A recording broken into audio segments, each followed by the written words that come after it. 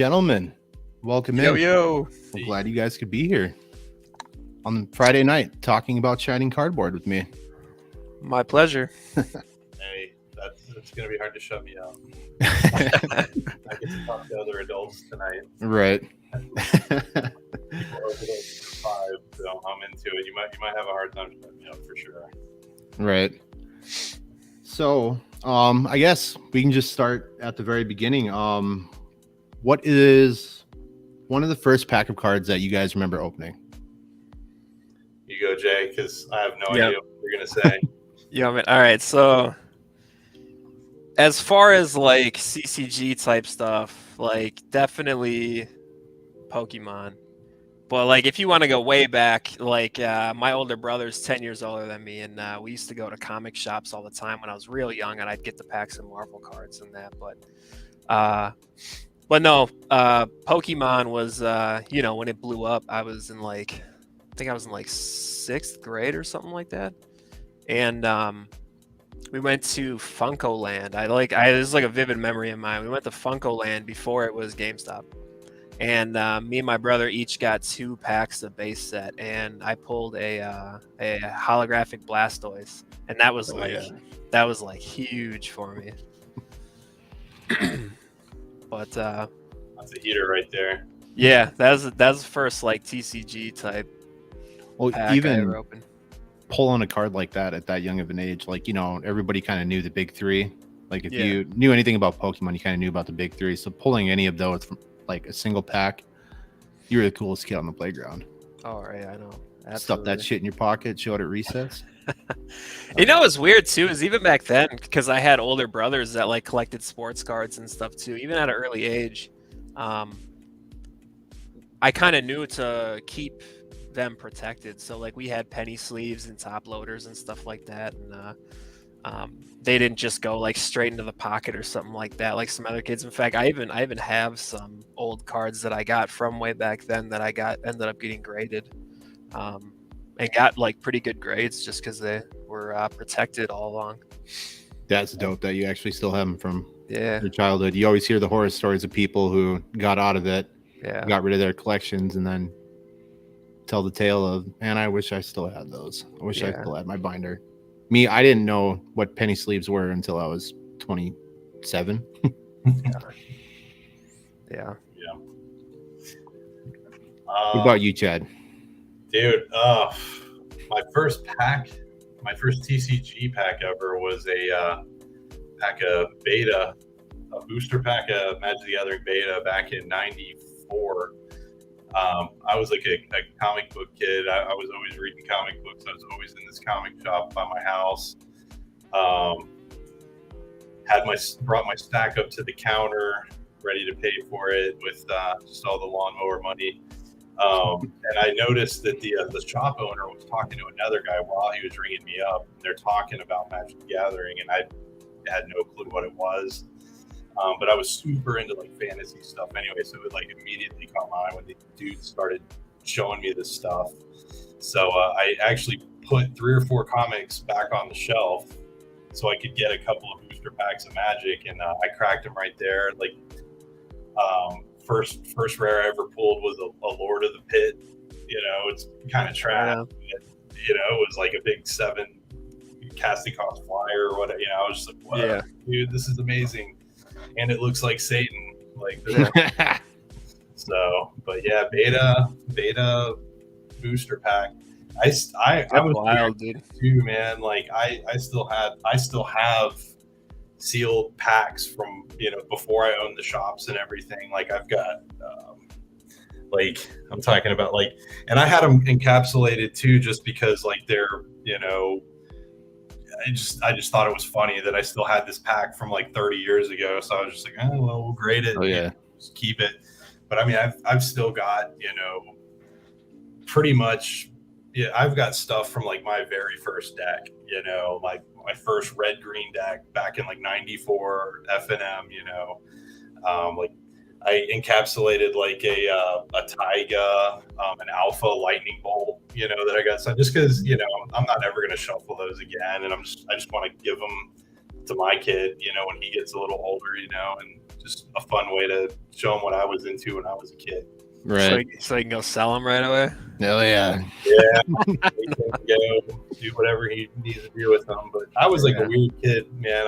I still have Ninja Turtles in the wrapper, in the box, that I never opened, especially if it was like a duplicate or something. I was throwing that stuff in the toy box, just saving it, man. I was such a hoarder and so super weird about all my stuff. That's rare too, as a child or a young kid. To get something and not open it up is like crazy. I've heard stories of people who like would say stuff like at Christmas this one year I got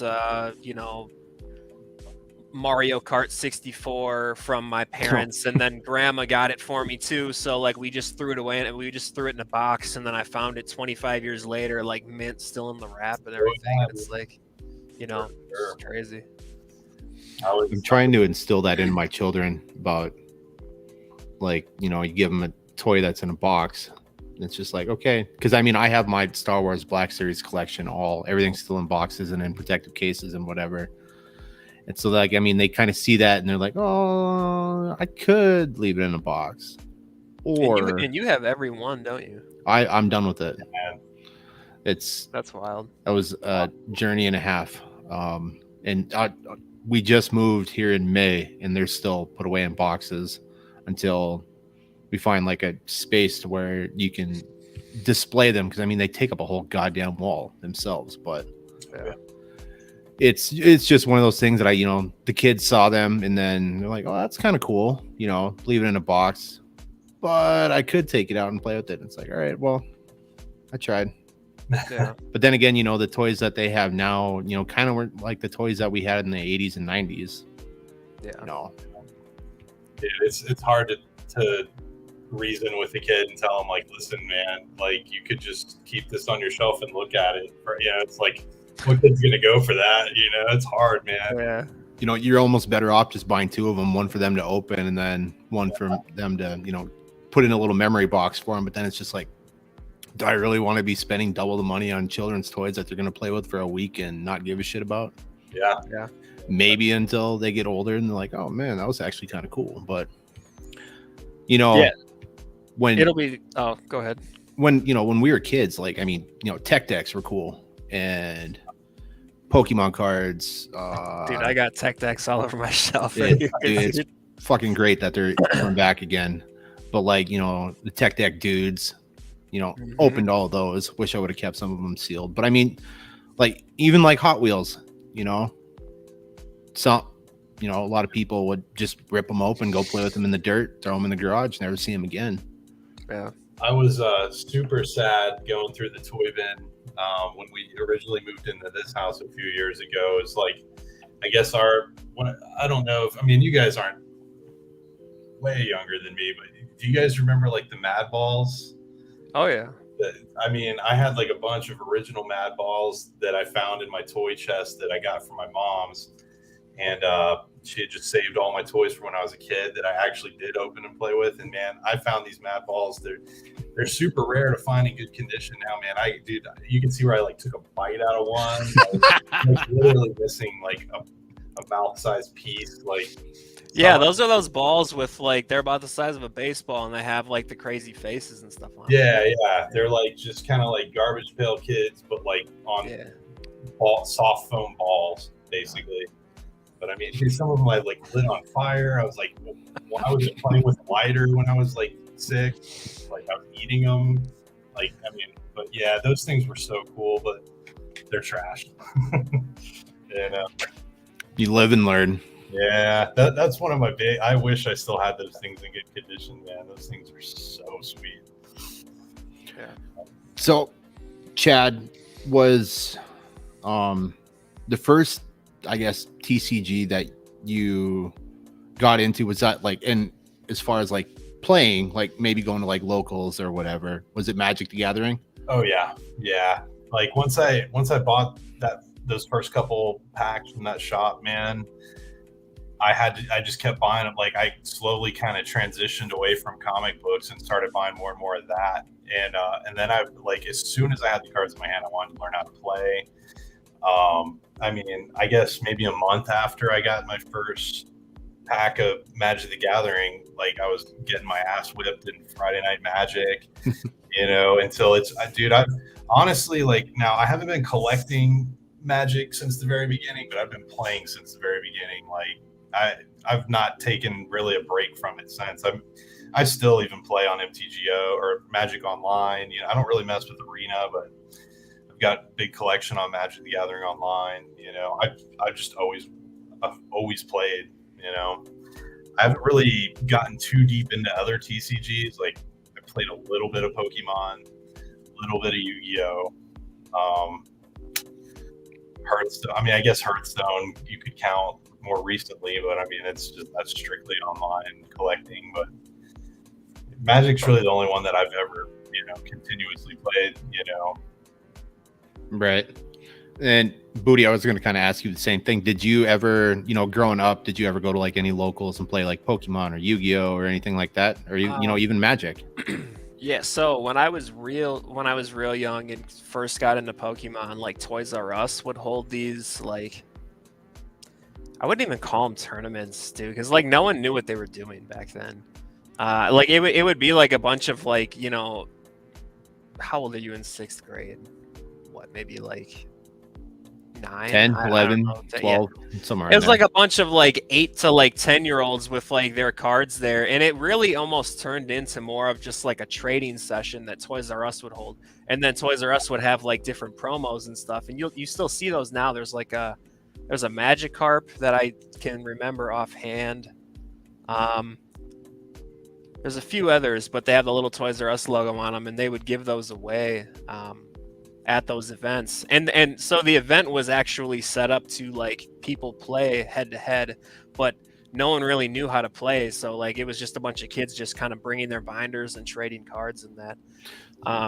But I didn't actually start playing anything like at a shop until I was in high school, and that's when I started playing Magic the Gathering. Like we would do Friday Night Magic, like doing the drafts and that.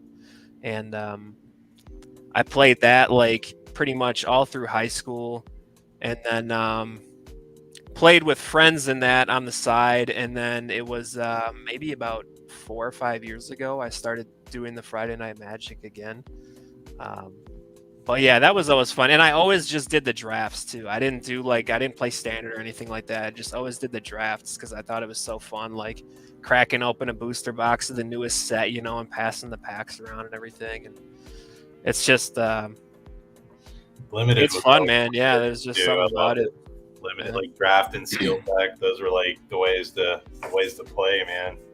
Yeah. What about now, as a kid, we'll say 8 to 15, we'll say kind of in that age, what was your Grail card that you had? Not that you were chasing, but like the card that you had in like a penny sleeve that would sit on top of your dresser in your room or something. I actually have mine in front of me right here. Hell yeah. I don't know if it'll... This is a Japanese like White Star secret rare. It was only a secret rare in the Japanese Team Rocket set.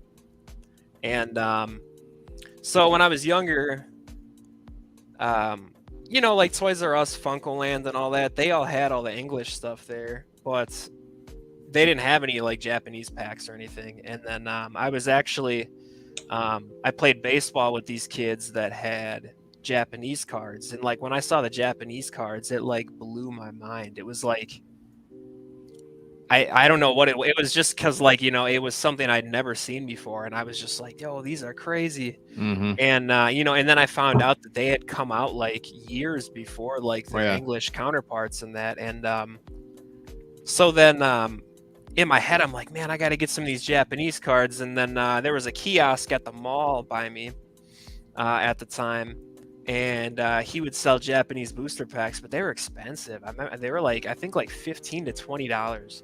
So I would like save up my allowance for like, like a week or two, like, mowing lawns and doing stuff to go there and get like one pack. and I bought a pack of the Team Rocket, and I pulled the secret rare, And this card isn't really worth much nowadays. But back then it was one of the most expensive cards. Like, it was by far the most expensive card in the set. It was worth around like $100. But I mean, nowadays it's, you know, almost worthless. But this is my actual copy from when I was a kid. I kept all along, you know. So that's it. It holds that like special. So that 9, you didn't have any bridge shuffles in there. You weren't. No, not at all. This went right into a sleeve.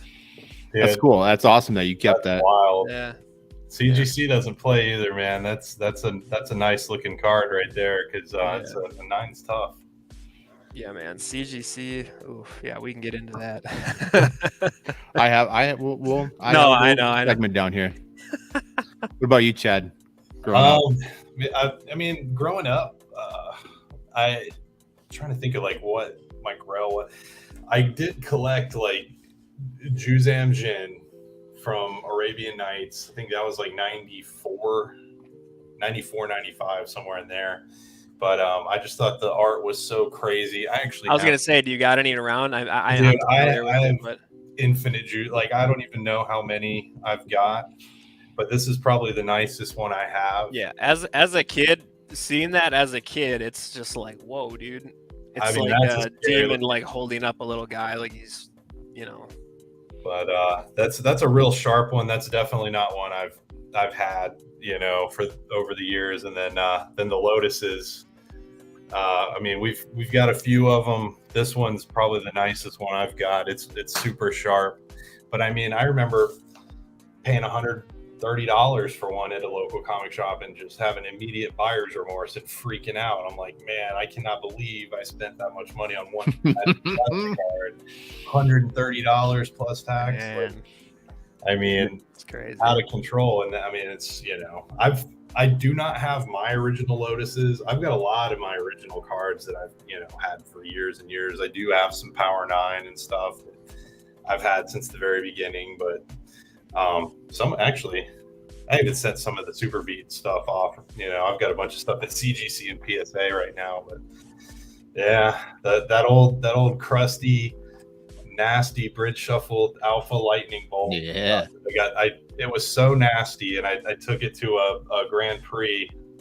I don't even remember which one it was, but I ended up getting the artist to sign it and stuff, and it's just like, you know, one of my most shuffled cards. So I had to have that thing encapsulated by CGC before it just disintegrates. You know, it's probably going to get like a 2 or something, but yeah. But it just, you know, tangent aside, like probably Juzam was like my grail, and they've definitely popped off the last couple of years. They're getting tougher and tougher for me to buy them up because they don't exist, you know, and the ones that do are like crazy expensive right now. Right.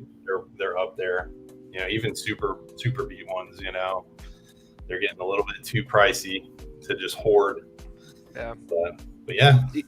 I've never dabbled with Magic the Gathering, not because I have never wanted to or anything like that. I've just never been in a situation to where I would be around like group of people to like play. Like if there was like a group of people hit me up in like town here where I live and said, yo, we're going to start a Magic group. You want in?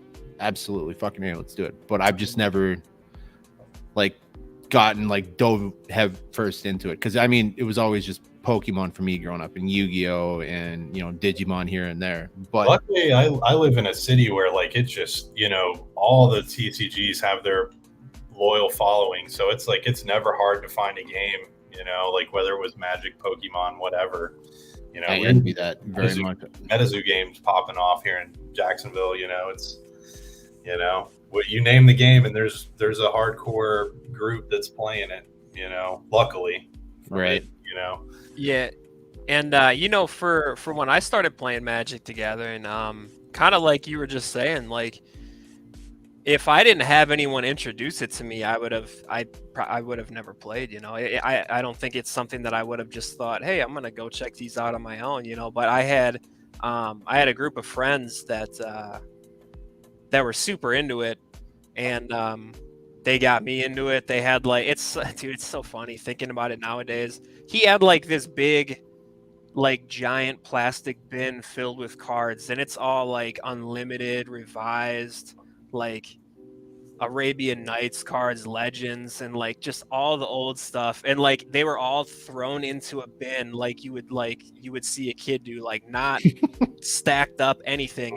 And we'd pull them all out, be going through them and making decks and stuff. And just thinking about some of the stuff that was in there, like the value of it nowadays is just mind-boggling. How we treated the cards back then. We wouldn't even sleeve the decks up. We just play the cards raw. It is, man. I get so nostalgic when I think about those type of game nights, you know, where everybody's just, you know, rifling through a bin full of Magic the Gathering, you know, and it's like, that's the Black Lotus that I want. I want the one that looks like the Chihuahua had it in its mouth and was in the house, you know, because that card's been well loved, you know, and it's been shuffled and it's cast a bunch of shit, you know.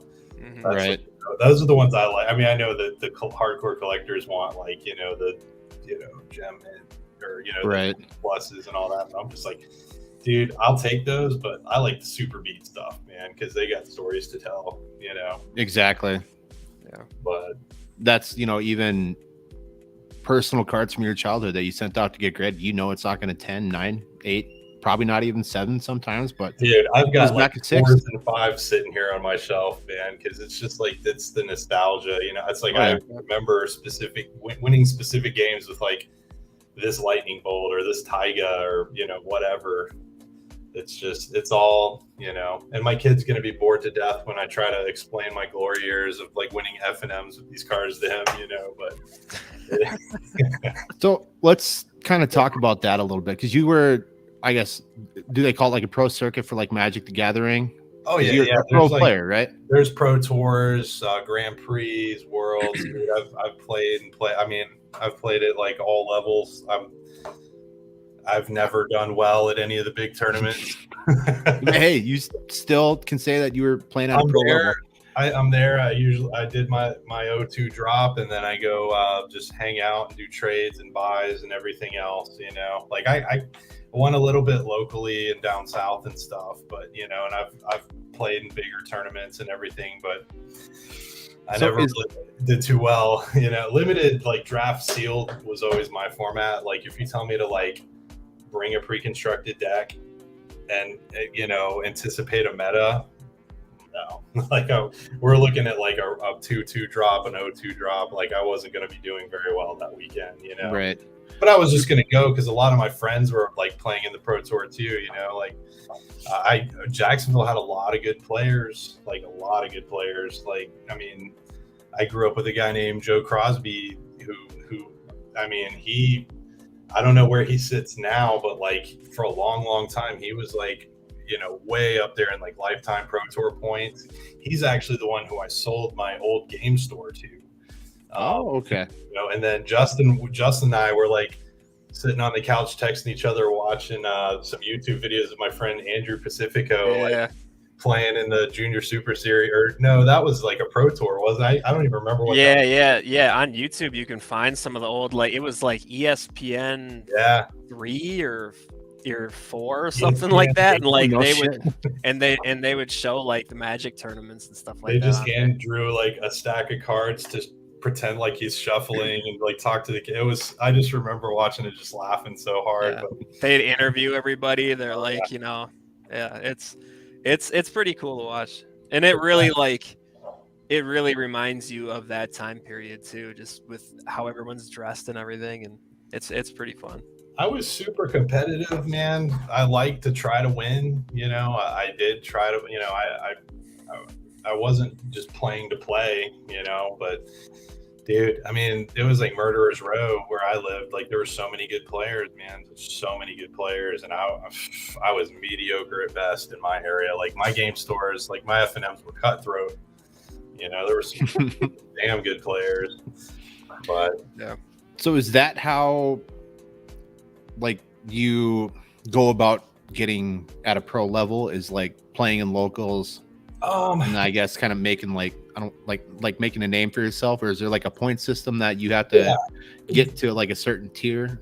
The old system that I started with. Now, I mean, this is years and years ago. Like, it's a little bit different. You can qualify through, Magic the Gathering Online now. You can do in-person stuff. You can do like Pro Tour qualifiers. You can do Grand Prix. Those are all open to everybody. If you do really well, then you're earning your way to the next step. Like, way back when, it was just like, you had to.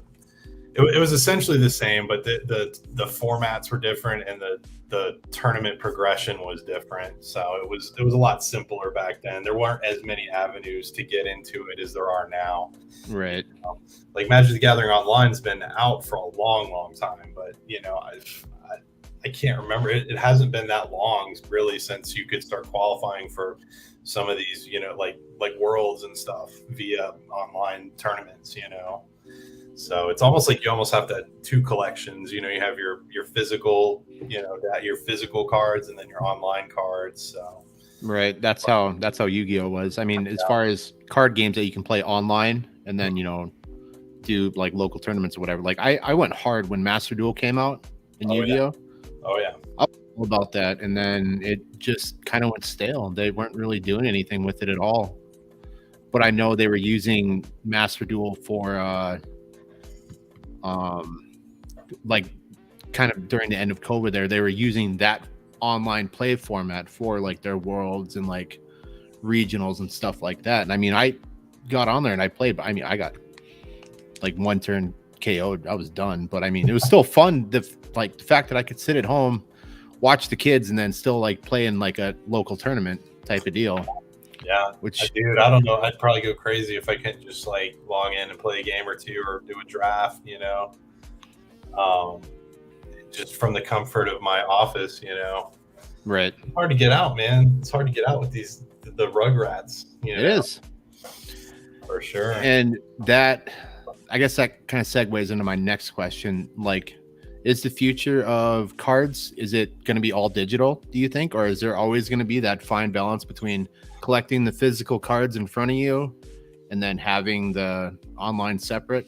So, I mean, some games you do have to buy your shit online. And I mean, there's going to be a lot of people out there that, do I really want to buy the same card twice to build certain decks for, tournaments or whatever? I might butcher this saying, but I think Stan Lee said something along the lines of when they asked him about comics, and he said, well, they said, are comics going to go all digital, or are they still going to have physical copies? And then he said, well, would you rather have a Playboy or have a naked woman in front of you? And then, so I personally think that the physical stuff will always be there. Right. I mean, same goes for video games and stuff. Like, if you're purchasing digital stuff, at the end of the day, like, you don't have anything to hold. You don't like have a collection you can sit and look through and show people. I mean, I guess you have it online and that, but it's just, I don't know. It's always just been so different actually like having the stuff in your hands, but I don't know, like the as the younger generation grows up in that, they might not care as much. They might just, that's how we think, because that's back from when we were younger and we liked it. But I mean, the younger generation now, when they get older, they might not even care. They might just look at it as like a game and care less if they have an actual physical copy or not, Mm-hmm. Yeah. So like I don't own a store anymore, but I still frequent stores in Jacksonville, and I kind of, when I'm in there, I kind of look around. I'll try to hit them up during a busier time, like when I know that tournaments would typically be popping off, or like on the weekend or something. And I go into this shop near my house and I look around at all the people that are inside when I'm in there, and I'm just like, well, look, the age range, like I see, 6, 7, 8-year-old kids playing Pokemon and Yu-Gi-Oh.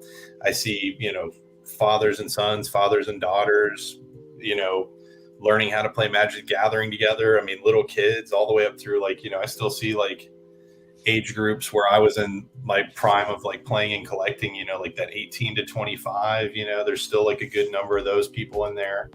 You know, like I don't see any sign of like these shops like falling off because like the players aren't there, you know, and these are strictly game stores. They're not like, you know, comics and games or, you know, this it's like strictly games, you know, and the on Pokemon, you know.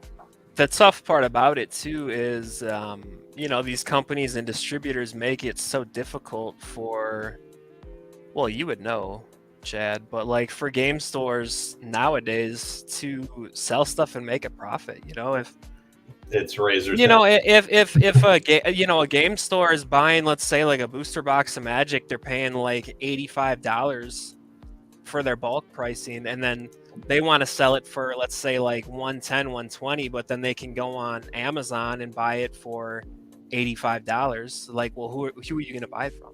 TCG player too. Yeah, I mean, like you want to support your local shop, but man, if you can save $40 per box, it's kind of hard to, you know, it's kind of hard to say no. And they just don't cater to the places that build up new player bases. Like if the local card shop is the place where new kids are going to walk in and be like, what's this? They're going to look at it, get excited in that. And it's like they make it like difficult for them to run and be profitable. It's I don't know. It's like a broken system, you know. It's kind of crazy. Yeah, it's. I mean, you're not like people think that, you know, the shop owner is making a fortune off each, you know, sealed box of Magic boosters they're selling, man. And it's just like, you know, I got to make sure I got enough to facilitate the players for whatever they want to do, but I can't over order. I got to make sure I get rid of what I order. Like I'm not making, you know, if I'm paying 72 a box, you know, and I'm selling them for 99 or something, it's, you know, okay, they see like a little chunk of a markup there, but it's like, you know, dude, we have to pay for, we got to pay rent. We got to pay for lights. We got to pay for, you know, that kid in the back to sort all our crap and throw it on TCG Player. You know, like, because you can only pay those kids and store credit for so long before they want to like take their girl out for a date or something. Oh yeah, damn real money, you know. And dude, it just everything eats away at your profit. I mean, I was making, you know, $7, $8, $9 a box at the end of it, maybe, you know. Yeah. My hope was that I would almost lose money on a booster box, you know, just to get the singles back, you know, so I could throw those on TCG Player and make money, you know, like that was my hope, you know. But it's just, man, with the channel fireballs and these big, you know, Amazon sellers, man, it was hard. It's hard to compete, you know, like with their prices, you know. Yeah, and as of lately too, a lot of distributors have raised their prices like across the board on a lot of different card games. I mean, I know Pokemon and MTG in specific, but even MetaZoo, it's kind of weird. Like some places will get their bulk order from their distributor for like $60 a box, and then they're like supposed to sell it for $140 a box, and they're making like a killing. While like local games stores, like the store by me, guy said he was paying, I think, $85 per booster box, and he was selling them for $100. And then some kid went in there and saw that he was selling them for $100 and was like, "Oh, I'm gonna go tell Mike on you. I'm gonna go tell Mike," you know, because Mike Waddell, like the CEO of MetaZoo, they said that like if you're a game store and you sell under the MSRP of $140, that like you can't sell their product anymore. They're very strict with their distribute. Like they make it very tough to sell their product. You know, I know he's very like protective of his game, but I mean, dude, some of this stuff I was hearing about how they structure it's tough, man. Like, I don't know how people, I walked in and I'm just thinking like, man, you know, I might just like, I kind of want to just like buy a random box of UFO, but I'm just like, well, I don't want to pay $130 for it. You know, it's just like, I want to support my local game store, but man, I mean, like, it's wild what they're making the sellers do with their product, you know? Yeah. Yeah, so like when a new set of something comes out, I'll usually go to my my local shop and I'll buy like one booster box and I'll have them pull like 10 of them out for me, and I'll pick like the nicest looking one and then I'll put it in a case and put it away. And then I'll go online and get them for $40-$50 cheaper in bulk, you know. And then the boxes might come and they might be kind of beat up in that, but if I'm just gonna rip them open anyways, you know, what does it matter? Right. It's so satisfying watching you crack all those MetaZoo packs on IG. Like, yeah, man, I got through all of them the other day. Booty, I have a question. How many videos do you have saved, like pre-ready to go? Because I mean, do you? No, I don't do it every day. So I was actually just talking to the CEO of our company. My cell phone is through work or whatever, they pay for it.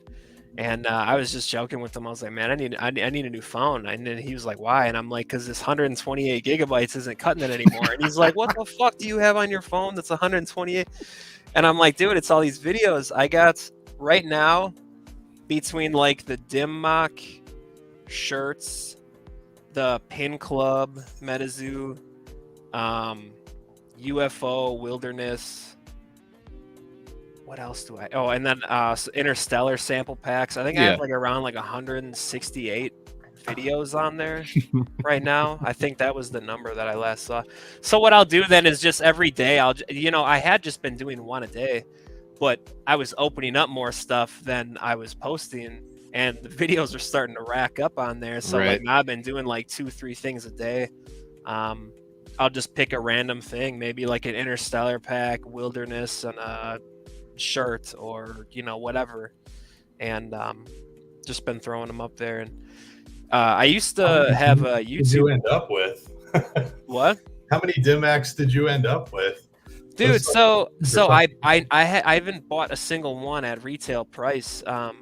People on eBay, for some reason, I don't know if like certain people got like a bunch and then they like couldn't sell them or something, and then they're selling for cheaper. But dude, I was getting them for I think the first 2 that I bought, I paid like 80 shipped, so 40 a piece, and they're like 67 shipped from the MetaZoo site.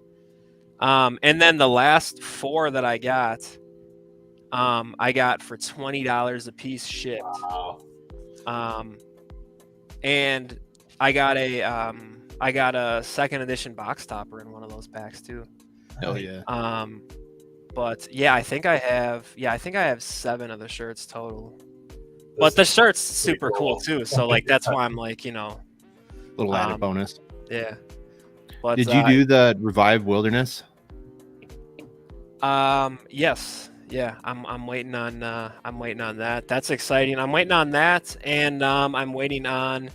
I bought one of the UFO playmats and those anniversary. I bought like 5 of the anniversary promos, but I'm not going to get my playmat until those promos come out, and who knows when those come out. They had the 4th of July ready to go out the door. I kind of thought the 2nd year anniversary ones would kind of be the same, but yeah. And then who knows with them I haven't got my UFO pin club box yet either, but I know it's randomly showing up to some people without even tracking. They're just showing up at their door. So yeah, man, the pin club stuff is fun. I love those. Because I mean, I'm big into the enamel pins and that too. So like you're getting like an enamel pin, and then 2 cards with it, And then did you do any of the Aoki CDs? I didn't. I slept on those because I don't know. I thought it was weird that like I think it was like a 40 card set. I think it was a 40 card set, but each CD came with 1 card. Right. And then I'm like, what am I going to buy? Like, am I going to buy like 10 CDs, not want a single one of the CDs, and then have 10 cards, and then like maybe 1 or 2 of them's like a holo, and then there's like some commons and stuff. I'm not really sure exactly. I can't imagine there being like 40 holos in the set. I haven't seen the play set or anything for it. I don't know what all cards are in it. I think it was just like a good way for him to get a lot of sales for his CD. Hey, gotta do, man. Yeah. So. But no, I don't have any of those. But have you listened to the CD? No. Stream it. I haven't. Stream it. Yeah, right. Yeah, man, but I got a lot of stuff down the pipeline. I got so much stuff still. I mean, you guys know I'm a big sealed collector for all this stuff, but yeah, I've opened so much stuff, and I got a lot more stuff down the line. So, we live in an era anymore, Chad. I don't know, like Booty and myself, I guess, like, you know, you want to open cards on like IG, and then, you know, you want to record and post them on TikTok, and, you know, you get so caught up into, you know, filming and posting or whatever, it's almost therapeutic to sit back and then just open a box anymore with like cell phone put away and just open and sleeve and, you know, put them in a binder. You know, I'm an old fart, man. That's how I still do it. Right. It's funny that you touched on that, because I got my older brother into MetaZoo, and he was cracking boxes, and he's like, man, these are sweet, you know, and he's all into it, and I talked to him, and I was like, yeah, man, I'm gonna come over with a couple booster boxes, you know, I'll bring a couple UFO, couple Wilderness, and some CN2 over, and, you know, we'll just have some drinks and open up some booster boxes and that. And then as I'm thinking about it, I'm like, man, but then I can't record all these, and then that's less videos content for me to be posting up, and so I actually do still have some stuff set aside that I'm going to do with him, but yeah, it's almost kind of weird. I'm almost caught in this like weird place where I'm like, I almost don't want to. Not because I don't think it'll be like a ton of fun, but it's, you know, I won't be able to record them and then post it. And you hit on that. Like, it's not, I'll admit, you know, when I'm cracking a booster box, I mean, it's fun to open cards, but when I'm watching myself go through the cards through my camera and not like looking at the actual cards, like going through them in front of me, it's not the same, you know, it's not right. But I do enjoy doing the videos and that, and you know, and it's if nice I to record it, because you never know if you're gonna hit, you know, one of those serialized cards or something. Yeah, and if I enjoy it, and if anyone else gets any enjoyment out of it, then that makes me happy. So yeah, some shiny cardboard ASMR. Oh yeah, what it is? Packet and opened. I watched him open cards for like an hour yesterday. I've seen most of them as I scroll through each morning or whatever, but I was just like, I want to see what, because I felt like he had this box going for a while that was just awful. He was just was it a Wilderness box maybe? Nightfall spellbook. Yeah, you were whiffing on something, man, and I was like, I need to go back through and see if he ever did hit anything out of that box, because man, that was brutal. I've had a couple rough MetaZoo boxes, but I guess this won't really be spoiling anything, but all of my out of the 3 UFO booster boxes I've opened so far, I think I've only gotten like a total of 5 reverse holographics. Like, that's how stacked they are with holos. See, the reverse holos are going to be worth more, right? Just because they're fucking harder to hit, unless, you know, they're loaded in the spell books or release event boxes or something. And then I had one Wilderness booster box that was really neat. The entire box, it was a full holo box, and every holo had that same card non-holo behind it for like the rare. Oh, so like, let's say I pulled like a I'm trying to think of something from Wilderness off the top of my head. You do like Chibi Bigfoot. Sure, yeah. I get a holo Chibi Bigfoot, and you know, unless it was one of the Wild 7, then it would be the card behind it. But yeah, let's say Chibi Bigfoot, and then it'd be the non-holo one behind it. And this entire box was all set up like that, where it was like a double of everything. Easy way to get a master set done. Yeah, so that was a pretty neat box, but for the Wilderness stuff, it seemed to be pretty well mixed. Nightfall, I've had no luck with at all. Nightfall's been terrible. I have like no collection of Nightfall stuff, because it's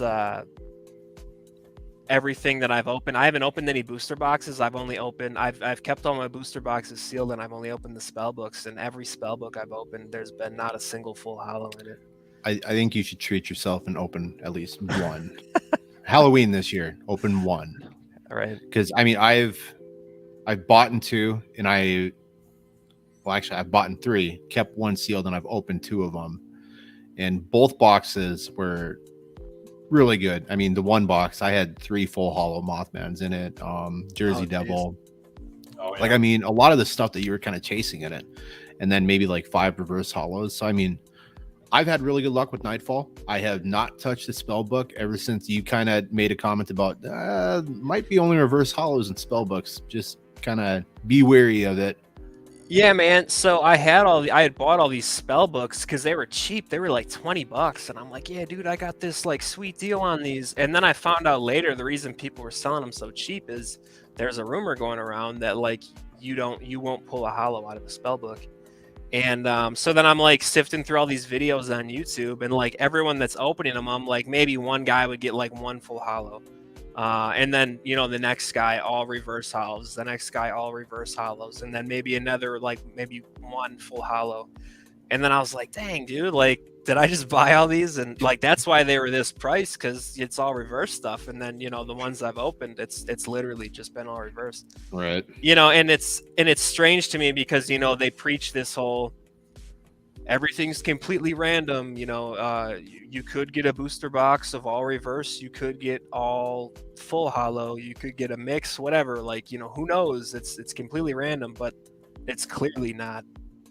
There's a consistent pattern. Yeah, like it's clearly not with the spell books, but you know, what are you gonna do? Right. So we'll shift gears a little bit. Chad, you are getting ready to do some whatnot streaming. Yeah, we're hoping to start streaming on whatnot hopefully by January. I'm working with a close buddy of mine. Like I said, he's kind of like the Pokemon guy. He's got some wild stuff, and he's just got like all the knowledge, you know, especially, you know, for the modern stuff, the stuff that like I completely missed out on. But we've got, you know, slabs, sealed product, vintage slabs, vintage sealed. I'm talking, you know, we've got like first edition base set boosters. We've got, you know, it all kind, you know, just the full spectrum of, you know, rare vintage stuff all the way through just all the modern stuff. You know, CGC and PSA has been the CGC bill was out of control last month. But yeah, and once we get comfortable doing that, I've got like a lot of Magic the Gathering MetaZoo I'd like to do. I've got, you know, vintage through current, you know, Magic the Gathering sealed product, you know, slabs, raw cards, you know, crazy stuff, you know, just we're gonna get all the TCGs going hopefully pretty soon. You know, mainly Magic the Gathering, MetaZoo, Pokemon. Maybe some one-off nights I'd like to get some comic books up on the stream too, you know, but like we got to get this other stuff moving first. So right. Hopefully by like the first week of January we'll start doing it. Yeah, and you guys have enough of it too. Dude, I mean, I don't know where we're gonna put half of. He's gonna have, his house is essentially a warehouse at this point. I can't fit anything else here. It's out of control. He just keeps picking up collections, buying out stores. Like it's just nuts. So that last how many slabs were in that last collection you bought? Like 800. Yeah, holy shit! About 800 just Pokemon slabs. That we've had. You know, another 300 go through CGC in the last month, and then probably 100, 150 through PSA.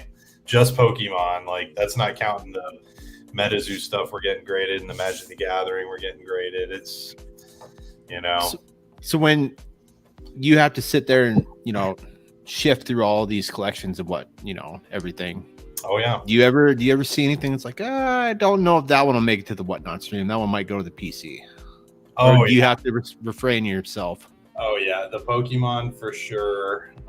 Magic the Gathering for sure. Like, I'm not super married to like any MetaZoo stuff yet. You know, if like I cracked a Green Man or blue ink, red ink, or something, that'd be on the stream for sure. But right, it's hard, man. I'm getting better at it. My PC is like pretty much filled out, man. So there's not like a whole lot of stuff I'm looking for. So like, you know, we've got some cool stuff that we're gonna cut loose for sure. Definitely Pokemon wise, you know. I feel like anytime the words vintage Pokemon is ever thrown around across like any like Whatnot stream or like an IG or anything, like because I mean a lot of the Whatnot streams you see are kind of the same thing. Yeah. Like, you know, everybody's opening the Halloween stuff right now, you know, then, you know, next week it'll be Lost Origins. I mean, if you can't get to a card shop or you don't have any cards at Walmart or anything by, yes, it's cool to see it. But anytime like somebody's got a stream and it's, you know, it says vintage Pokemon in it, I feel like everybody's ears kind of perk up like, okay, you know, we'll get myself a vintage pack. I mean, we've got like just such a wide variety too. It's like, you know, and I don't know what qualifies as vintage in Pokemon. I'm just saying, like, in my opinion, like, I'm just thinking like the first 7 years, you know, like base set first edition through like, you know, what, 06 or so. When did that come out? Like 90. Base set? Yeah, base set in the US was 99. 99. So yeah, like base set through like 06, 07, you know, is what I'm calling vintage, you know, just the old stuff.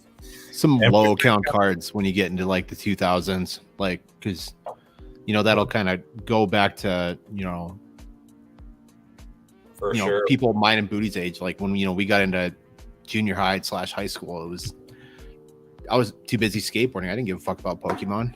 Yeah, dude. I mean, it was hard, man, to like balance like a social life and all the gaming we did as kids, man. But I think like this, you know, the girlfriends always were kind of getting the short end of the stick there on Friday night. You know, it's like, yo, I got to go make some deals. Like, I got to go buy and sell some Pokemon and some Magic the Gathering. You know, you're just gonna have to wait. You know, but it was hard doing that and staying focused on it, man. You know? I look back at basically the era that I quit collecting, like the Expedition era, like there was a lot of cool stuff that I missed out on that was, you know, readily available at Walmart or whatever. You know, maybe, you know, they weren't at Walmart. I don't know when Pokemon started getting distributed in Walmart. Maybe it's always been there. I just wasn't paying attention. But, you know, a lot of those like 2004 to, you know, 2000, even 2012, like that era, when Pokemon was kind of basically in a dip and nobody was buying, and WotC wasn't printing the living hell out of it because people just weren't buying it. You know, that's why that really bad era in Pokemon is so valuable, because it's just no one was buying it.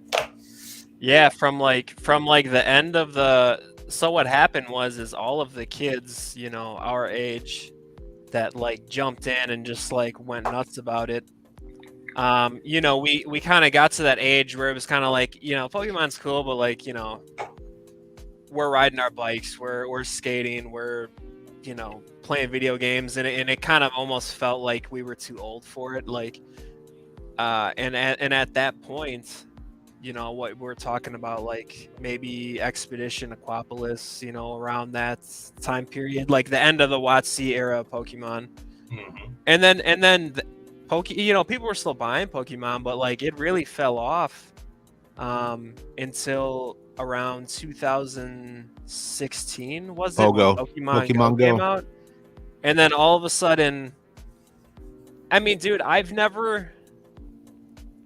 my entire life, I've never seen so many people all doing the same thing, having fun and like peace and harmony together, than when Pokemon Go was out. It was a beautiful time. It's crazy. We would go up to like, yeah, dude. We would go up to like this park by the lake, by me, and it'd be hundreds of people, dude. Everyone saying hi to each other. Everyone giving each other high fives.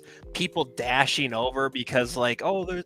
Like people would yell out like, "Oh, there's a Dragonite," and then like you'd see like hundreds of people like running over, standing in some like random person's front yard, all trying to catch like a Dragonite. And dude, like everybody's like trying to help everyone else out. Yeah. Everyone's just like getting along and catching Pokemon. It was like something I've never seen in my entire lifetime. And then that struck everyone's interest back up with Pokemon, and then all of a We're like, sudden oh, there wait, the cards Pokemon's were. They like- were like, oh, what's this like? And then the main set that was out right then was Evolutions, and they were like, hey, wait a minute, this is a reprint of base set, so it was kind of like the perfect storm, and then it just blew back up. Oh yeah, Hidden Fates shortly around after there, because Booty, you were the one that got me into Hidden Fates when you were chasing that Charizard. You're the one that had me going and finding tins for that shit, and that was right when I got back into it. It's like, fuck, here we go again. Yeah, dude. And then it was buying Yu-Gi-Oh right after that, all that stuff. Yeah, the Hidden Fates will be one of those iconic sets 15 years down the line. I mean, it is already, but I mean, like, 10, 15 years down the line, people are going to look back at it, and that's going to be one of those sets that's, highly regarded. What Yu-Gi-Oh set? Because I never played Yu-Gi-Oh, I never collected Yu-Gi-Oh, but I did start buying some Yu-Gi-Oh. Had to have been a couple years ago. They like reprinted some old set or something, and like you could get like the Blue Eyes Maximum Gold. Did it have like the gold border on it? Maybe. Yeah, Maximum Gold. And like I think maybe every card was like a holo in the pack. Yep, they still do 1 to 2 sets throughout the year that'll have packs that'll there'll be like 4 cards in it, and then it'll have all 4 cards will be like a super rare, secret rare, or whatever. Yeah, but yeah. Maximum Gold was when that first came out. That was a hot product, even though it was the quality control on it was fucking terrible. Because I was buying some Pokemon stuff, and there were like 10 dudes like around my age, all like looking through all the Yu-Gi-Oh stuff, and they're like, oh yeah, they got some, and they're picking everything up, and I'm just like, is that something I need to be into? I'm like, yo, like what's up with this set right here or whatever, and then they're like, oh, like they reprinted some cards, blah blah blah, and I was like, well, whatever, dude, and I ended up buying some of it, and I didn't end up getting anything good out of it, but it was definitely fun. Cracking a TCG that I had, has been around forever, but I never played. And something that I found out at that point, which was very interesting to me, is I never realized that Yu-Gi-Oh cards are smaller than other trading cards. Yep, you have to buy different card sleeves for it. Yeah, because when you put a Yu-Gi-Oh card in like a standard, I guess, card sleeve, like Pokemon card sleeve or whatever, that card is drowning in that fucking card sleeve. Yeah, it's nuts.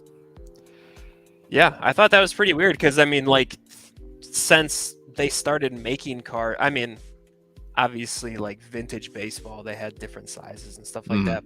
But ever since, like, trading cards became, pretty mainstream, they've all been that same size, or like right around there. So it was really interesting to me to like finally buy some after it had been on after all these years and realize that, like, wait a minute, these aren't the same size as everything else. Just something that didn't automatically correctly fit in a penny sleeve or a top loader or a dragon shield or something. It was just bizarre to me. Like I didn't like touching the cards. Like they just felt weird to me.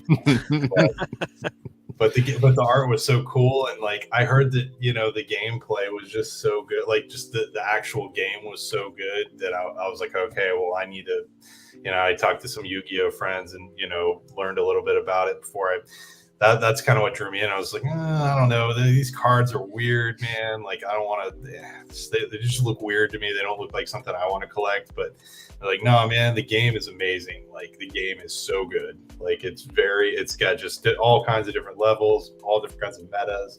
Like it's super fun, and that's kind of what because I do like collecting, but the game's got to be good. Like, right.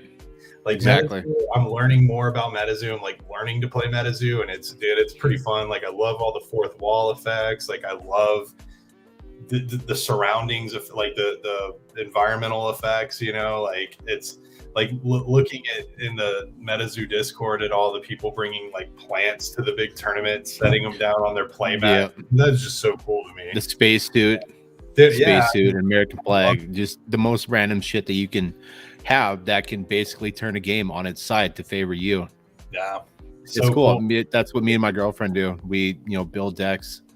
Big shout out to Caster Society, by the way, for putting deck profiles on their website and stuff. For sure. That's where I've been snatching all my ideas. Yep. and that's what me and her like to do. She'll build a deck, I'll build one, and then we'll go at it. And it's, you know, she'll be playing a card that'll have some fourth wall effect of, you know, is there a haunted house within a mile? And it's like, okay, well, yeah, there is. And it's just like, okay, well, her deck's OP as hell right now. And it's just like something that I didn't take into account. It's crazy. It's unlike any game that I've played before, and it's fun. And I hope that they don't go too heavy on like a ban/reserve list for it. Yeah. I know that there might be a couple cards out there that are a little broken, but how it is right now, like I love it right now. I think they have a really neat thing going too, because I think first of all, what really drew me in was the art style. But then secondly, I didn't even actually realize this like initially when I first started buying the cards, but like every like actual beastie, well, they're all actual like, you know, quote unquote real cryptids, you know, and then they have like where they're from and everything on the card and that. And then, you know, you can go on like the cryptid Wikipedia, and like there's profiles for all this stuff. There's like, you know, videos or pictures and everything. And I had no idea. And I was like, dude, this is crazy. And then it opened up that whole world to me, which I find really, you know, intriguing. You know, so there's all these different things that make MetaZoo really cool. But yeah, there are some things that worry me about it. Like with how strict they are with certain things, like, you know, making resellers like sell the stuff for a certain MSRP, and then like banning people. Like they'll ban people in the Discord. Like it was like a week or two ago, some dude got banned in the Discord. You actually just got banned right now. Actually, so you're booted. I know. Done. No, it's funny, dude, because it's like if you say like someone did the poop emoji. Oh, I was one of Mike's comments, and then Mike was like, he's fucking out of here, and then like they're all laughing at him, and then he banned him, and it's just like that was during a Q&A, one of those Ask Mike Q&A deals. Yeah. I think it was over my lunch break. Yeah, dude, I remember seeing all that go down. People are, you know, there's like people that were like since day one super, you know, loyal to MetaZoo. And they'll like a certain comment on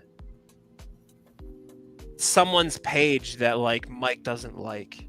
They monitor the Facebook groups. Yeah, or like if someone says like anything, someone says something like, yeah, this didn't look good or something. It's just like ban.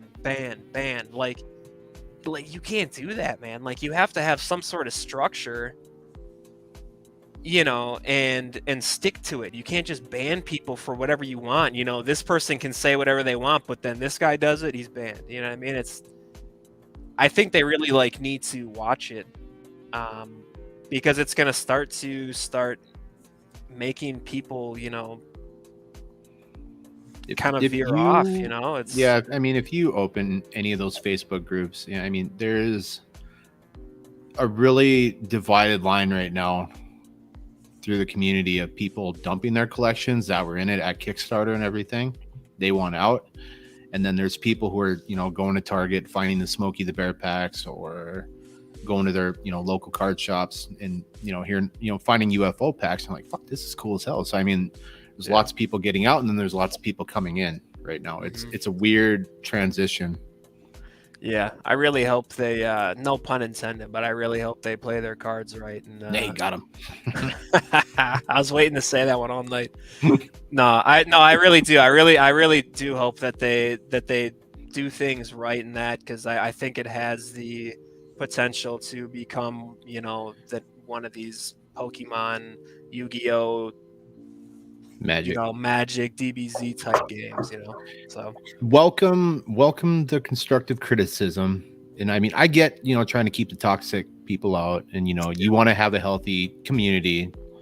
I get it, but I mean, you have to welcome some criticism. If you're banning anybody that speaks out like the slightest, and you're just going to ban them, then I mean, you know, that's, you know, that could be somebody that spent, you know, $1,200 on MetaZoo that year. Yeah. And it's like you just ban them, and it's like, okay, this person's like, okay, well, fuck them then. Yep. I'll spend $1,200 on Pokemon this year. Yeah, so you're in the Discord, and not that like you have to watch what you say, like it's not like you're in the Discord and you're ready to just like pop off like saying stupid stuff, but I mean, there's almost that extra layer of like having to worry about what you're saying, like anywhere about it, because then you got like people that'll like tattle on you and stuff too. Even sometimes asking a question. Well, I've seen people ask a simple question and they got banned just because they didn't like the question. Yeah, it's I don't know. I pop in there every now and then just to see maybe if there's a surprise drop or something, or to kind of see what's what going on, because you never know what the fuck MetaZoo's doing. They're always up to something, and I try to stay active in it. But as far as like engaging with the community or whatnot, for the sake of me risking, I don't feel like getting banned. I usually don't really interact with anybody in there. Yeah, and it's unfortunate. It sucks. It's a shame. It is what it is. Posted in any channel in there, I'll read their at everyone tags or whatever, just the announcements. New. Yeah. But the only actual MetaZoo conversations I've had with anybody are just local people that are teaching me how to play the game, or just random other friends I have that are into it. I've never typed a single character in that Discord, just because I heard like what was going on in there. Just like, yeah. I'm not trying to get booted, like, but it is what it is, man. Some people can't take it. Right. That, and all of this kind of segues into one of my final questions for you guys.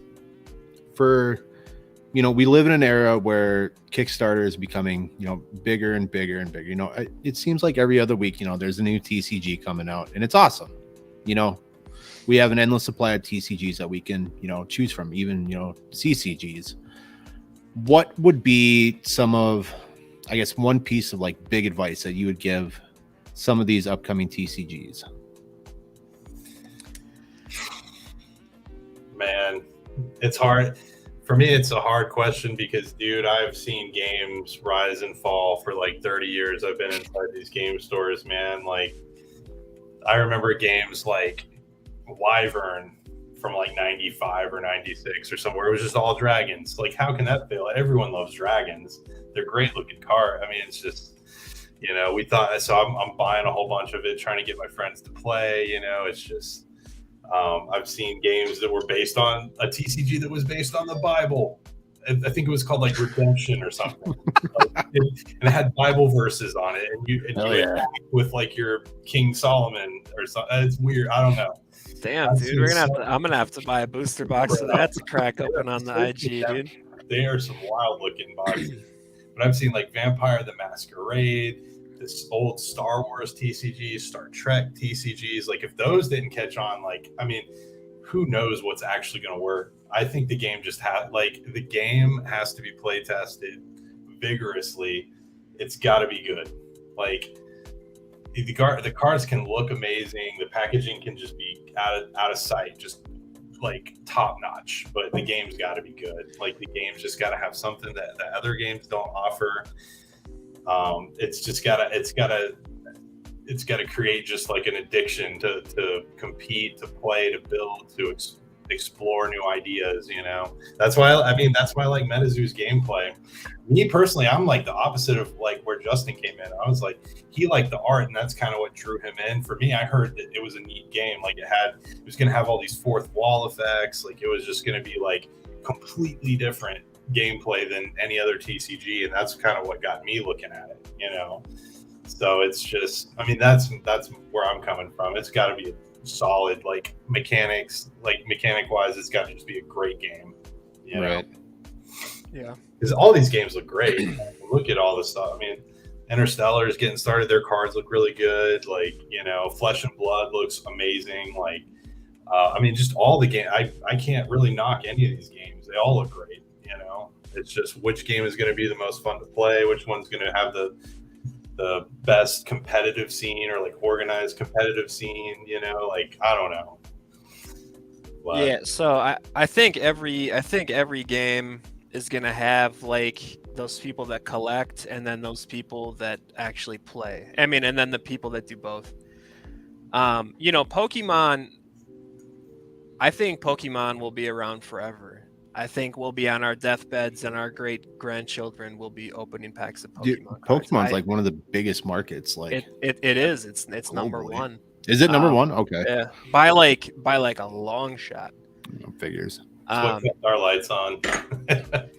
And you know, but I would say, if I had to guess, I don't know for certain, but if I had to guess, I would say there's more people that collect Pokemon than actually play the game. I can agree with that statement. But however, for other games like Magic, I don't really know about MetaZoo yet. It's still pretty new, but like now Magic, I don't know for certain, obviously, but if I had to guess, I would think that there's actually more people that collect and play versus people that strictly collect and don't play the game at all. Now, I wonder if that, Chad, you would probably know the exact answer on why, but from me outside looking in, I would assume that it's because the way the cards are set up. They're wordier than Pokemon cards. Yeah. But it looks like a more adult version. Yeah, like a lot of what dictates of Magic the Gathering cards value is its like viability in certain metas, or in, like Magic has all these different formats. They have like standard, pioneer, modern, vintage, legacy, even old school, which is just like 93, 94, 95 Magic or whatever. So if a card's got some value in one of these formats, like that's going to drive the price up. People are going to want it. The collectability, it's hard. I don't know. I was saying, I know of people that do just collect now, but at some point they were like hardcore players. Yeah. It wasn't really, there weren't really, I didn't grow up with anyone that really, and we had a big group of a big Magic community. No one was just buying packs, cracking them and throwing them in a binder. They were like buying packs, cracking them and being like, oh man, I need like a 4th City of Brass for this deck I'm building, I need to trade, I need to build everyone was playing and collecting, a lot of us, have kind of that are still in it are really a lot, collecting now, but at some point we were heavy players, playing regularly, Right. But yeah, Magic's just a weird thing, man. It's like a game first and a collector's item second. When I first started actually investing in Magic, I was super creeped out by sending he's telling me I got to send this Black Lotus to a grading company to have them put it in a how am I ever going to shuffle this? Who's going to want this? It's we got to get this verified that it's real. We need to make sure it's quality, it's conditioned. But it creeped me out to grade cards for a collection, for Magic the Gathering, because I was like, wow, this card is now retired. It cannot add 3 mana to your mana pool of any color now. It's just encapsulated. You can't play with it.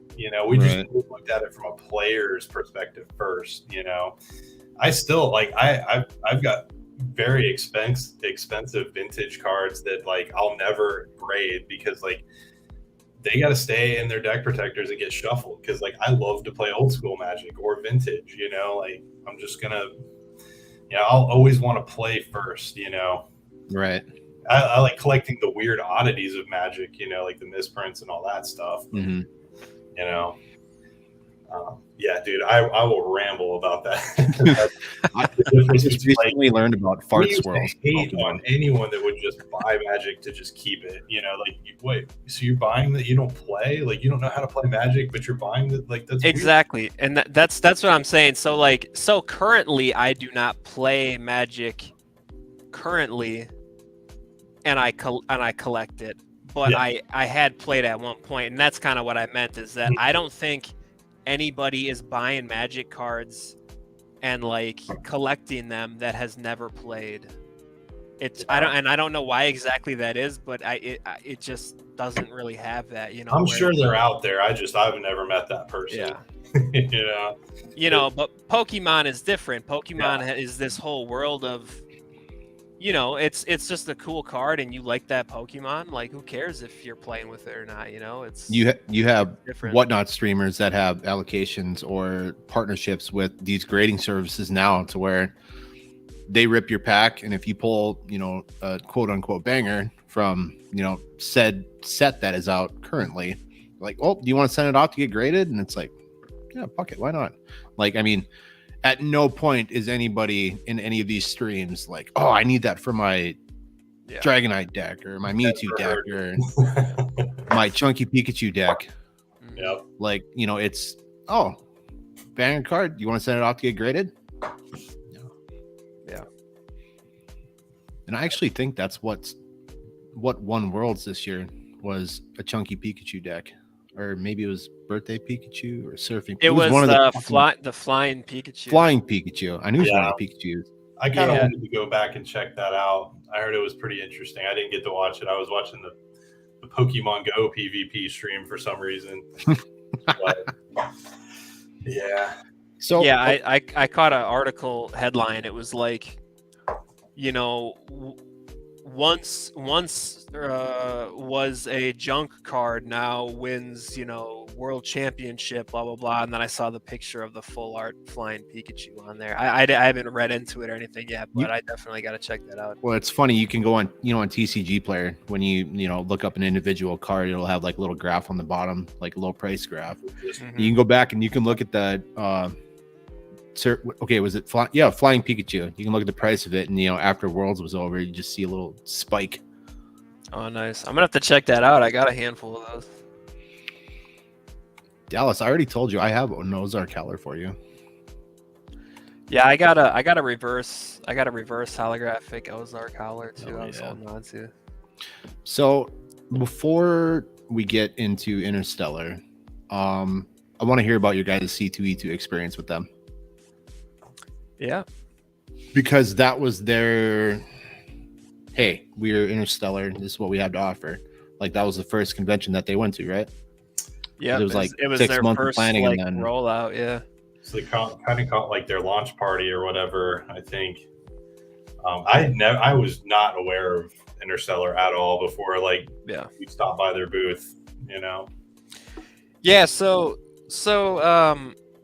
we were there with a big group of people, and we all collect comics and that, but comics have been almost starting to become kind of like a second or third type thing in my tiers of what I collect nowadays.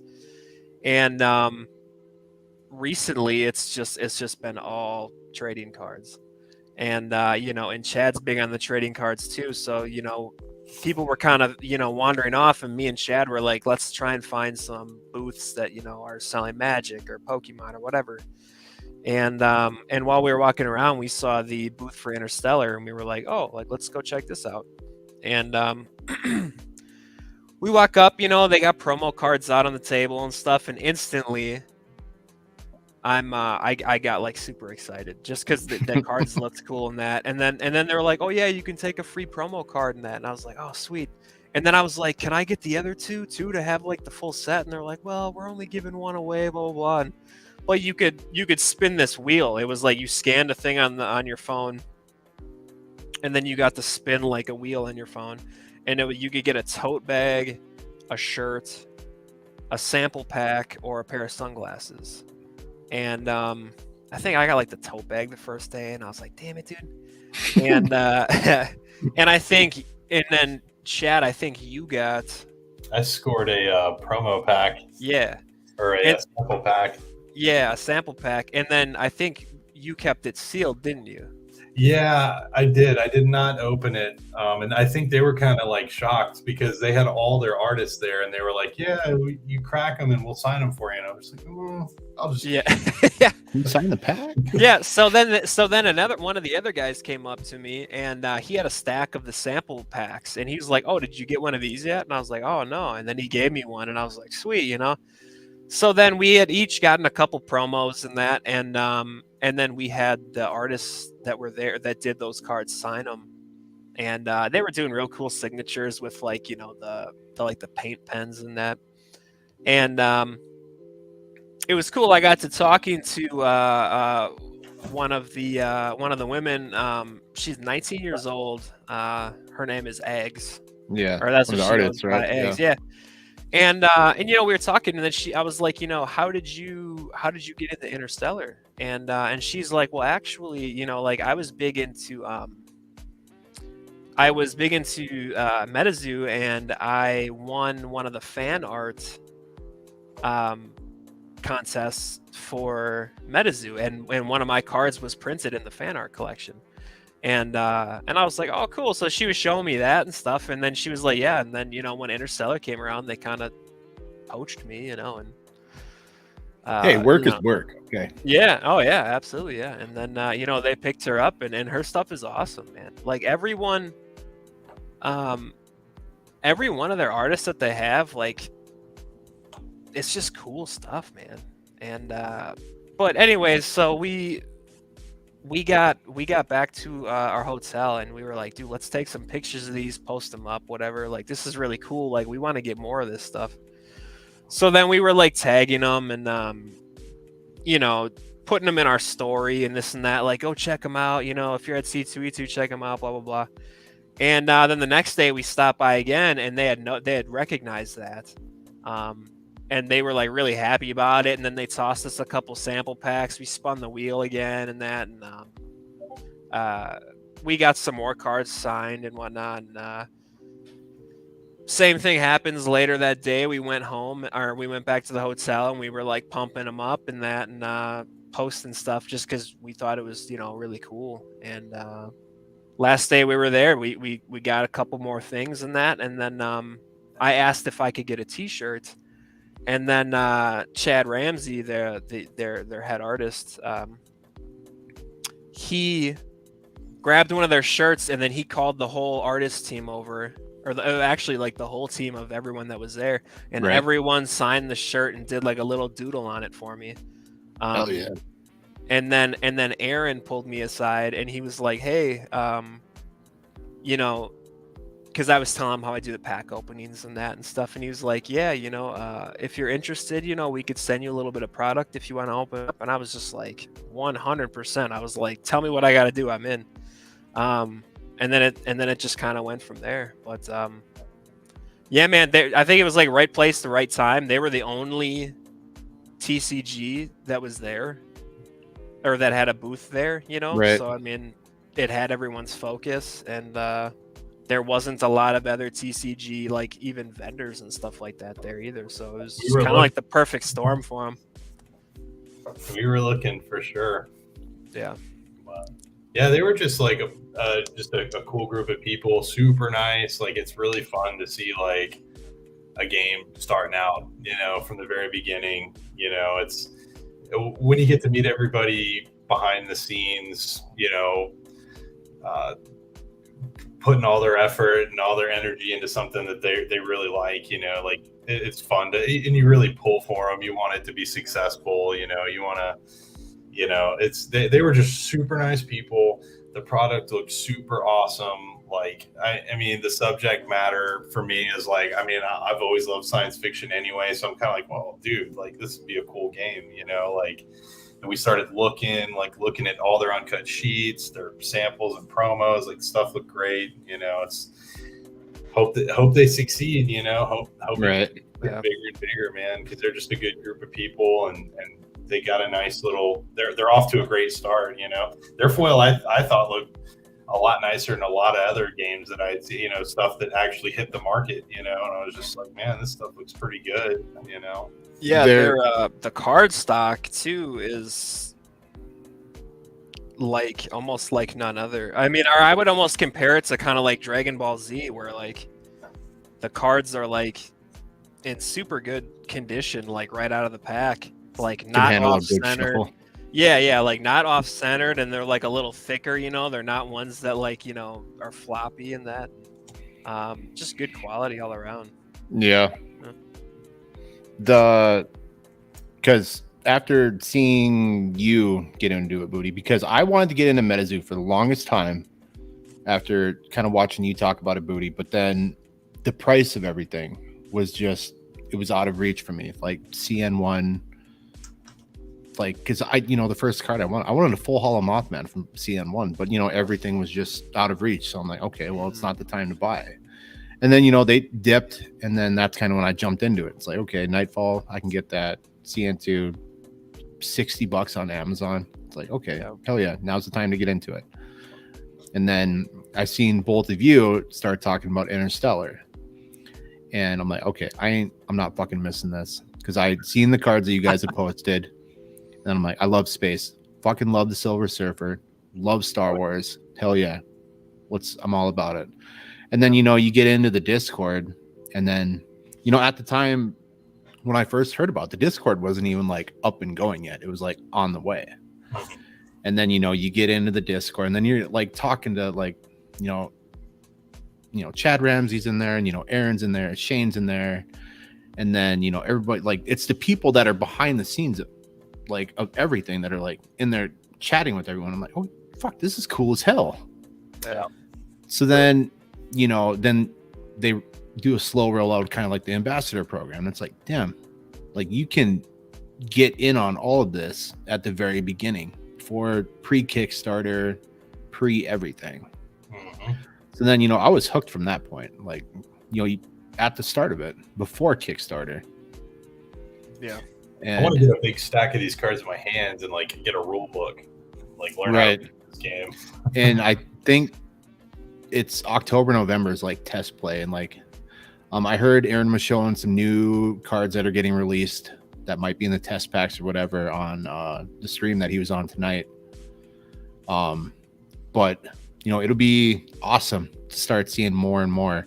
But just from the week that I was, because the only place you can get the cards right now is Whatnot. You can get sample packs, one card per pack.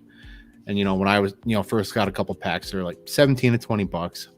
And then everybody was kind of talking about the sample run, because there was only a certain amount of sample packs made.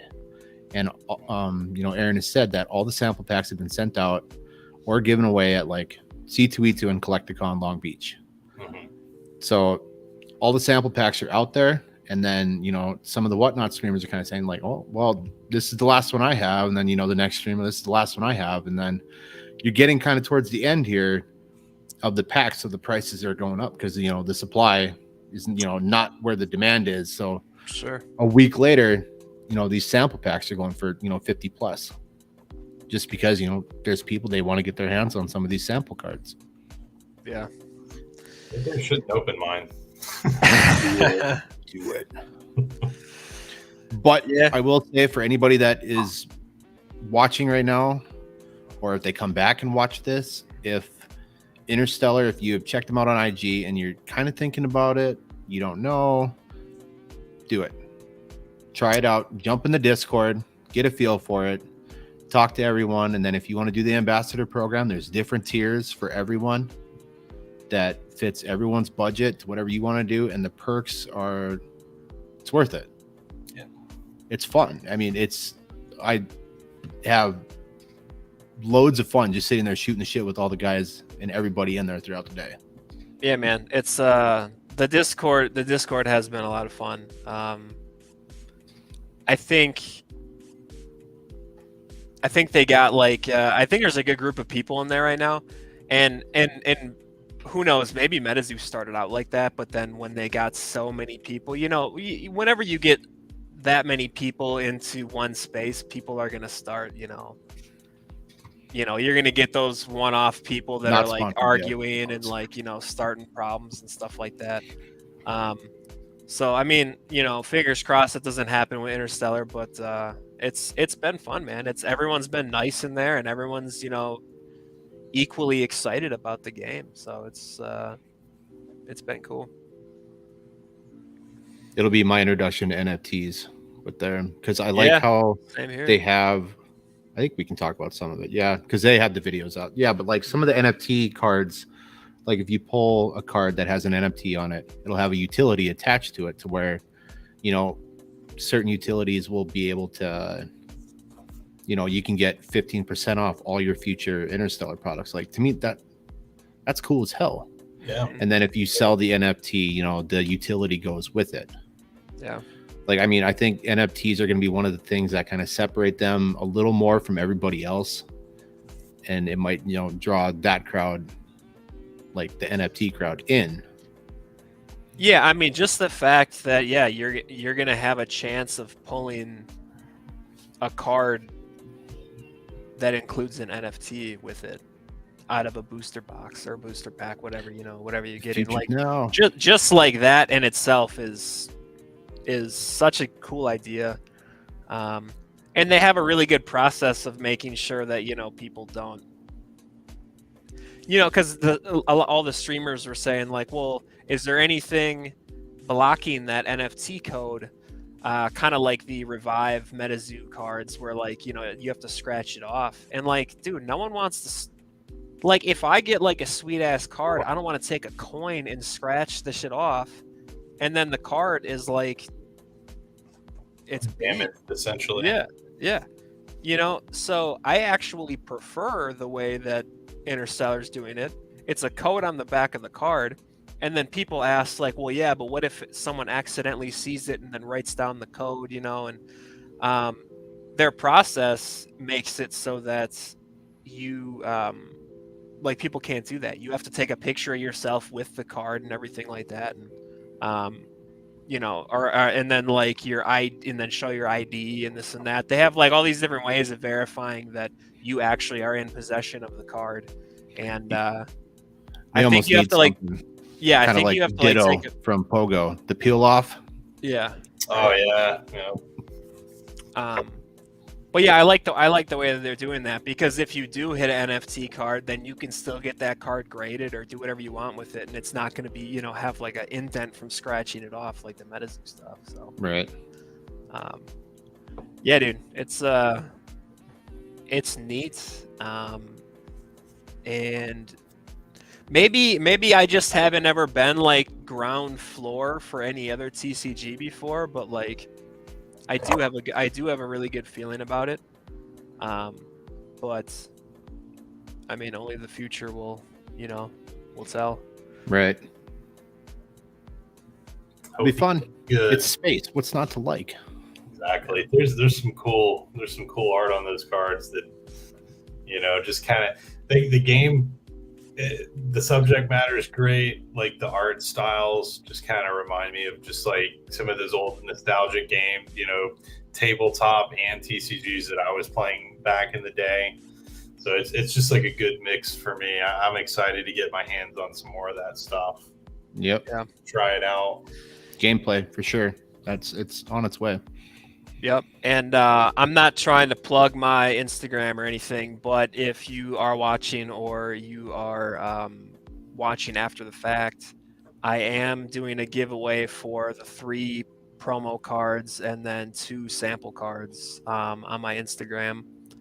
It's just Bootymeatson on Instagram, and super easy. You just follow and tag 3 people on it, and you can enter as many times as you want. You could leave 100 comments on it if you want. Hell yeah. Everything should be down in the description underneath. Everybody's IGs, TikToks, everything should be down there. I even have the Discord. I think. No, I put Interstellar's IG page, and then you can get the Discord link from them. Yeah. Just because I didn't want to be giving out Discord links and get yelled at. Yeah. Well, yeah, I'm just giving this stuff away because I want more people to Stop it, Dallas. I just got that song out of my fucking head. I just want other people to, get it in their hands, and that, Right. that's kind of what, they're shooting for too. So Want it to grow. Very, very limited. yeah. Yes, sir. Well, before we go, anybody have anything they want to open, or do you want to save it? I still have a lot of sample packs, so I'll open up an Interstellar sample pack. You gonna show us another shifter? Nice. You never know. Sweet. Actually, if you pull a Moontide, you won't have any problem getting rid of it in that goddamn Discord. Literally everybody in that Discord is looking for Moontide. think there's only 300 of them. 350, I think. But and I don't even think it's a hollow card. I think it was one of the more, I guess, quote unquote common cards. But all right, nobody has one. How am I gonna open this so people don't think I'm? Or actually, you know what I'll do? I'll open this and then you guys can see it before I do.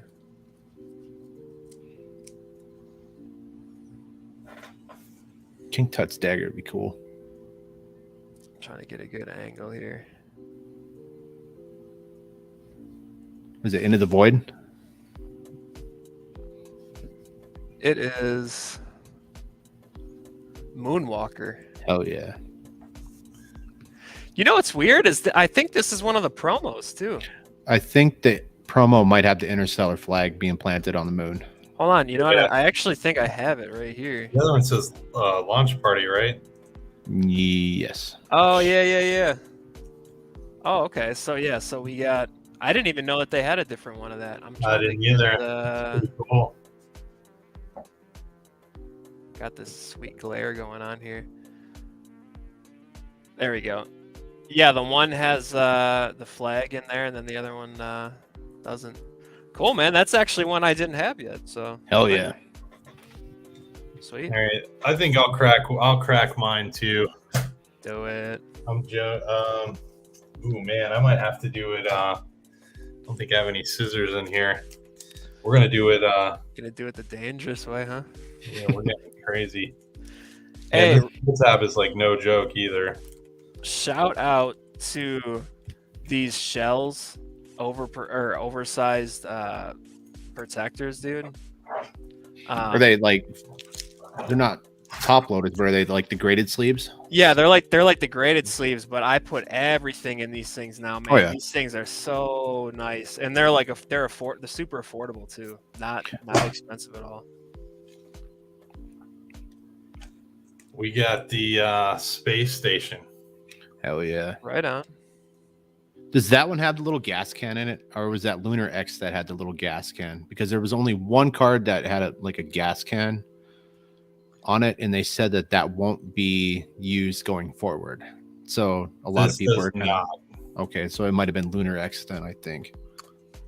The foil on this is pretty nice too, man. My Mac doesn't do it any justice, but it's nice. Yeah, and then Chad, I got coming your way. I got the black hole sample card. I'm into it. And then Scully, I got a King Tut's dagger. Yeah, I'm missing that one. And that one. Transformation. Yeah, and then I got your boy here, the shifter. Glorious.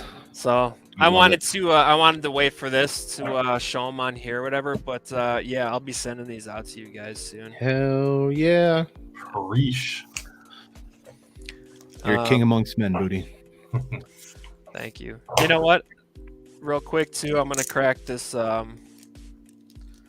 this MetaZoo box topper. Blue Ink. Is it second edition? It's second edition, yeah. Yeah, so Blue Ink is what everybody's chasing. Yeah. I'll do it in front of here again.